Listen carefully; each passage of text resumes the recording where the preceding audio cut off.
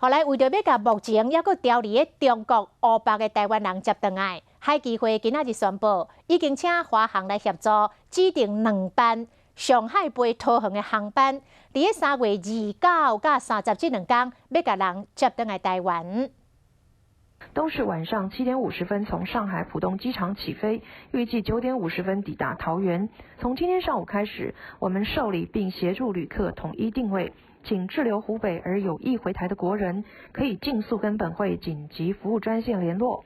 行政院讲，这就是另类的包机，因为所在是现有的固定的航班，并不是专机，但是由咱这边来指定班次，而且有检疫人员伫现场做检疫，当时飞行机顶未有其他的旅客。